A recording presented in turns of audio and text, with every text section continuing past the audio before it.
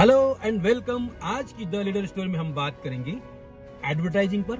Advertising bright future है इस क्षेत्र में, और आज हम लोग सब एडवर्टाइजिंग के इर्द गिर्द घूम रहे हैं। अभी सुबह के बज रहे हैं 7 और हम करते हैं वीडियो की शुरुआत। आज हमारे साथ हैं PSPL एडवर्टाइजिंग के मालिक राहुल जैन साहब। नमस्ते सर। नमस्कार सर, शॉर्ट में बताइए, आपकी एडवर्टाइजिंग एजेंसी का सफर कब से शुरू हुआ और आज कहां पर है? बसंत जी, पहले तो आपको साधुवाद दूं कि आप इतनी अच्छी शुरुआत किए हो दिन की, और ये एक जो परंपरा बनाई है आपने कार में वीडियो इंटरव्यू करने की, दिस इज अमेजिंग। जी। एडवर्टाइजिंग बहुत ही इंटरेस्टिंग फील्ड है, लेकिन शुरुआत हमारी हुई थी सिर्फ एक पारिवारिक आवश्यकता के तौर पर। अच्छा। बाबूजी ने शुरू किया टू सपोर्ट द फैमिली, जो काफी बड़ी होती जा रही थी और आय के साधन चाहिए थे। 73 से 84 तक ये सफर चलता रहा घर से। अच्छा।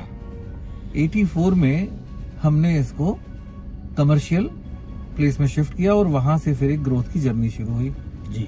आज 40 साल में हम काफी कुछ लंबा सफर तय कर चुके हैं। बहुत सारे एंटरप्राइज पैदा हो चुके हैं स्विफ्ट के बाद में जी।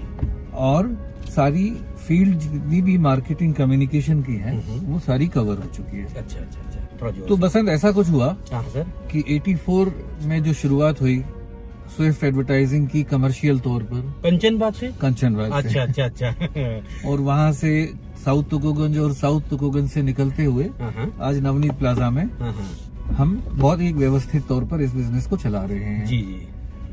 बहुत सारी ऑफशूट्स निकली हैं स्विफ्ट से, जिसमें एडवर्ल्ड शामिल है जी। जिसमें पहला पोर्टल था मध्यभारत.com, जिसमें बुक माई शो जैसी सिनेमा टिकट बुक हुआ करती थी। अच्छा। शायद वो साल था 2000। अच्छा। हम ये ऑलरेडी कर रहे थे, पर वो समय से पहले आ गया था। Book my show is a copy of what we were doing in those days. Printing business, Kanika digital, line art, और वहां से लेकर आज हम आई एंगेज के अंदर डिजिटल मार्केटिंग के नए आयाम छू रहे हैं। आगे इच्छा है, मल्टीवर्स की शुरुआत हो चुकी है जी। और मल्टीवर्स के अंदर बहुत कुछ होने वाला है और हम तैयार हैं। इन एसेंस लगातार पिछले 40 सालों में हर 10 साल में हमने अपने आप को री इन्वेंट किया है और एक नए सृष्टि की रचना की है। अरे वाह। सारे नए बच्चे जुड़े हैं, नई चीजें हुई हैं। यूथ की बारी है अब। आपकी एडवर्टाइजिंग जवान हो गई है वापस। ये तो बिजनेस ही यूथ का है। जी सर, ये बिजनेस ही यूथ का है। उनके बिना ये होता नहीं है। आज भी हमारी टीम की जो एवरेज एज होगी शायद 26-27 साल। मेरे को लगता है कि अब मैं इसके अंदर शारीरिक उम्र के हिसाब से कहीं मिसफिट होने लग गया हूँ। नहीं, हमें तो आज भी आप जवान दिखते हैं। आपकी भाषा, आपकी व्यक्ति शरीर से बूढ़ा नहीं होता है, सोच से जवान होता है सर। बिल्कुल, उन्होंने वही कहा, शारीरिक आयु पर मानसिक रूप से मैं शायद अभी उतना ही एजाइल हूँ जितना होना चाहिए। जी सर। जी सर, एडवर्टाइजिंग जो है शहरों तक सीमित थी और हम बात कर रहे थे रूरल मार्केटिंग की। तो क्या भारत में रूरल मार्केटिंग क्या ग्रोथ पर है अभी? बसंत, इसको ऐसे फ्रेज करते हैं कि मार्केटिंग का फैलाव अब कहां तक हो चुका है। जी। दूरदर्शन के जमाने में हम सिर्फ शहरों के अंदर सीमित थे, क्योंकि अखबार और दूरदर्शन दोनों शहरों के लिए थे। जी। जब डिश टीवी आया तो दुनिया बदली और वो जो संस्कृति और विज्ञापन दोनों का फैलाव था वो गांव तक भी पहुंच गया। अच्छा। उसके बाद जब मोबाइल आया और डिजिटल मार्केटिंग की दुनिया बनी, तो ये डेमोक्रेटाइज होकर सिस्टम, शायद सरकार उतनी सक्सेसफुल नहीं हो पाई होगी अपनी योजनाओं को लेकर, पर मार्केटिंग करने वाली कंपनियां पूरी तरह से गांव-गांव के अंदर चप्पे चप्पे तक पहुंच चुकी हैं। अच्छा। सुवासरा, आलोट, बनेड़िया, ये छोटे छोटे गांव हैं हमारे आसपास में, और इन सारी जगह पर महिलाएं वही कंज्यूम कर रही हैं जो शहरों की महिलाएं करती हैं। अरे वाह। नाइका, मिंत्रा, फ्लिपकार्ट, अमेजन, सब कुछ वहां मिल रहा है। तो ये एक बड़ी जो मैं कहूँ कि ये फैलाव जो हुआ है मार्केटिंग का, अब इसकी पहुंच घर घर तक और हर मन के अंदर हो गई है। ठीक बात है। तो अब कहीं रूरल और अर्बन का फर्क नहीं है। शायद एस्पिरेशन लेवल जो है लोगों के, वो अब एक दूसरे से मैच कर रहे हैं। जी सर, अभी जो दौर चल रहा है वो एम फैक्टर, मोबाइल फैक्टर का, सभी के हाथ में मोबाइल आ चुके हैं, तो एडवर्टाइजिंग पर उसका क्या असर पड़ा?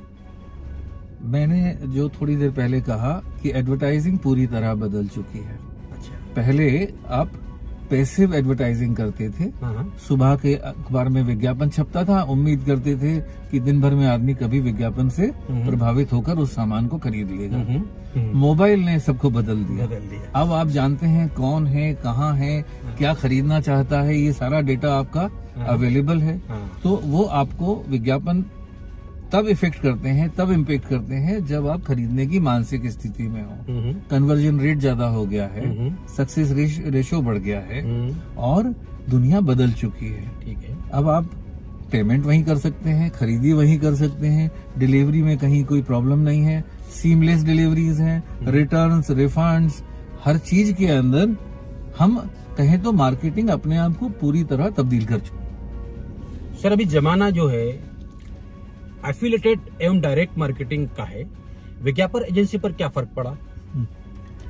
विज्ञापन एजेंसी को हम कहें तो इसको मीडियम एग्नोस्टिक होना चाहिए। दैट मीन्स मीडियम जो भी हो, एजेंसी का काम है उस मीडियम को सही तरीके से लेवरेज करना और उसका सही दोहन करके विज्ञापन दाता जो उसका क्लाइंट है, जिसके लिए एजेंसी कमिटेड है, उसको पूरा फायदा देना। जी। तो एफिलिएटेड मार्केटिंग क्या हुआ? हम कहें इन्फ्लुएंसर्स एक नई ब्रीड पैदा हुई।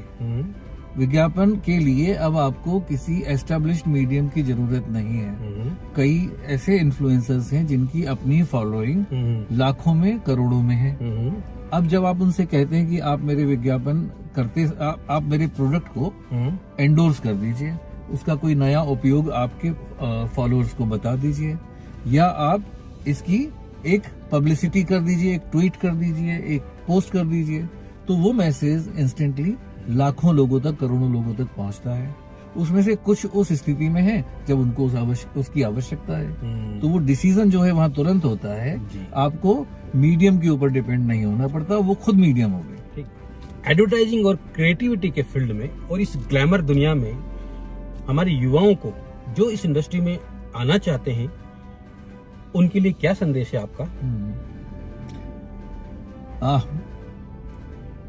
मेरे ख्याल से मैं इसको ऐसे कहूंगा वसंत कि पिछले 40 सालों से हम खुद एक इंस्टीट्यूशन चला रहे हैं जिसमें नए बच्चे आते हैं, बिल्कुल रॉ टैलेंट होता है, हम उनको प्रशिक्षित करते हैं, उनको पॉलिश करते हैं, वो हमारे साथ काम करते हैं और काम करने के बाद वो अपनी खुशबू फैलाने बाहर चले जाते हैं। और आज वो सारे बच्चे तकरीबन अच्छी अच्छी पोजीशंस पर अलग अलग बिजनेस के अंदर पहुंच चुके हैं। क्यों?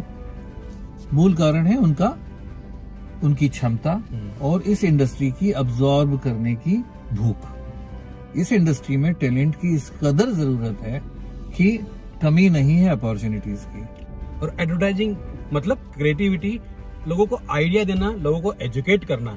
तो हमारे इंदौर शहर के लिए आपने कुछ प्लान किया है कि आप अपने विचारों से, अपने सोशल मीडिया से, अपनी क्रिएटिविटी से इंदौर को किस प्रकार से एजुकेट करेंगे, किस प्रकार से अपनी क्रिएटिविटी को डोनेट करेंगे? इंदौर से सब कुछ पाया है, जो भी है वो इंदौर की वजह से है जी। और अच्छा लगता है कि ये शहर इतना आगे बढ़ा है हर पैमाने पर। 2 दुखती हुई रग हैं। नंबर 1 ट्रैफिक डिसिप्लिन जी, नंबर 2 नॉइज पॉल्यूशन। कचरा तो हमने साफ कर दिया, पर ये जो फिजाओं में घुलता हुआ शोर का कचरा है, इसको एड्रेस करना बहुत जरूरी है।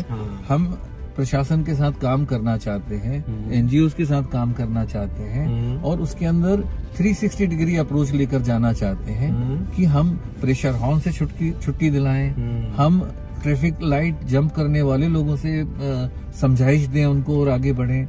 हम इन सब को लोगों की जिंदगी का हिस्सा उसी तरह से बना दें जिस तरह हमारा प्रशासन सफाई को बना पाया है। बसंत, एडवर्टाइजिंग की पेडिग्री आपके अंदर भी समाई है और इसीलिए आपसे बात करने में कुछ ज्यादा ही मजा आएगा। लीडर स्टोरी वाकई एक अच्छा प्लेटफॉर्म क्रिएट कर रहे हो। कुछ नया है, कुछ इंस्पिरेशनल है और कुछ नया सिखाने वाला भी है। तीनों चीजें आपने एक ही जगह डाल दी। Kudos to you, cheers and best. और आप सबसे अनुरोध है, बसंत के द लीडर स्टोरी प्लेटफॉर्म को लाइक करें, सब्सक्राइब करें और दोस्तों के साथ शेयर भी करें। All the best.